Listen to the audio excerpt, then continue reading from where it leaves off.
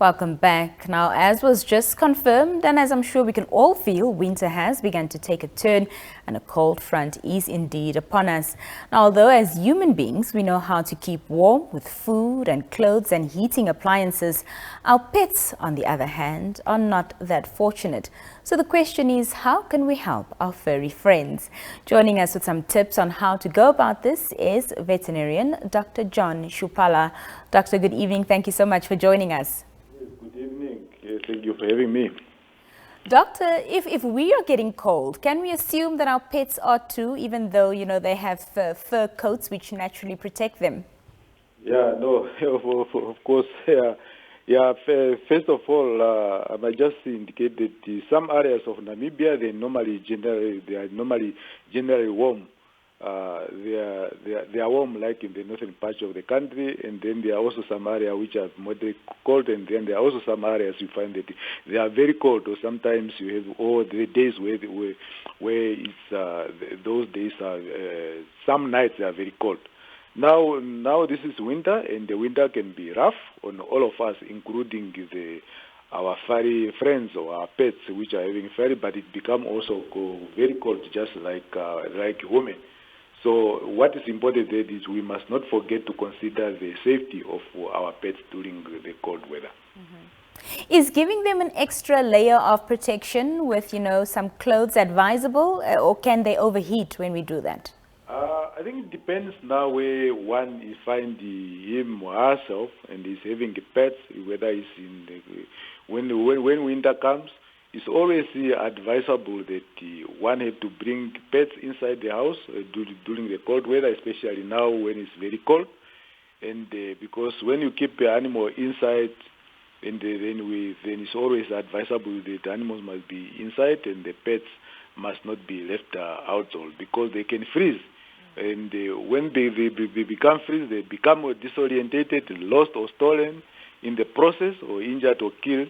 So during that time, so it's always good that you have to make sure that the pets are not left alone or outside, or maybe even left in the car during the cold weather. So there must be always measures which one have to take precaution to that effect.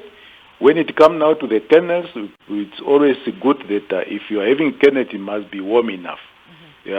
So that it can hold them in the pets, the body heat at least. So that is very crucial. So if I've got a pet and I'm not, I don't have sufficient space perhaps to house my pet inside, I can keep them outside, but in their kennels, and just make sure that they're warm. What type of insulation would be best for the kennels, doctor? So what is warm for a human being, that's basically warm also for the pet. So that is basically because the body temperature of pets and also women is almost in the same range, in the same value. So what is important is that it's very, very important that if there's a body can, if there's a kennel, that kennel must have a warm place to sleep off the floor, and there must be beddings with a warm blanket, and also probably a pillow, which is perfect for a pet, because it's a pet. We must also value our animals.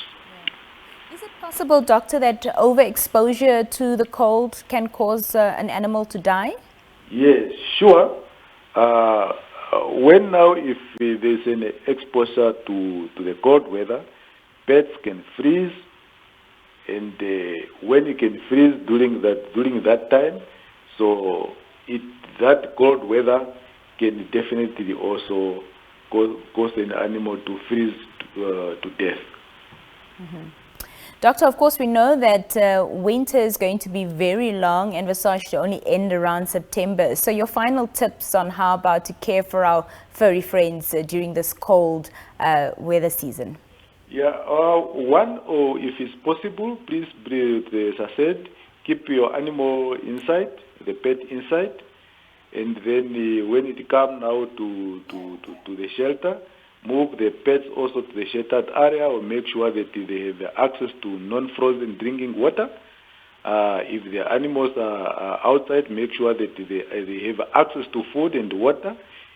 So and that water must not be the cold water. It must be the warm water. So at least up to the body temperature. So that one. Then the other thing is also one have to take care of their coat and skin, because then to avoid the itchy or the flaking skin, it's recommended that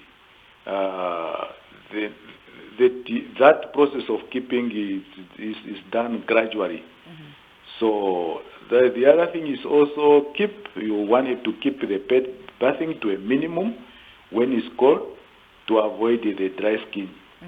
So it's not necessary now during the cold season just to bathe every time. It's normal, just like under the warm season. And then one also have to watch about the hypothermia. If your pet, for example, become waning or shivering, so it's very, very important that you have to look after it, and probably even consult your veterinarian. Yeah. And then, of course, when it comes to winter, there are many things which can happen in the winter. For example, winter is always normally associated with the power outages. So under those circumstances, prepare also if there is a power outage. If you prepare also your animals to make sure you take care of the animal also, just like you are taking human people when there is a power outage. And then, of course, also, as I said, also the water, the drinking water, you must not give water frozen water to your pet, because it's very dangerous to the body of the animal. Doctor, thank you so much for joining us this evening and speaking to us. You're welcome. That was veterinarian Dr. John Shoopala giving us some tips on how to care for our pets during the winter season, especially with this cold front ahead of us. When we come back, it's almost time to round off the show, and then we'll look at some entertainment.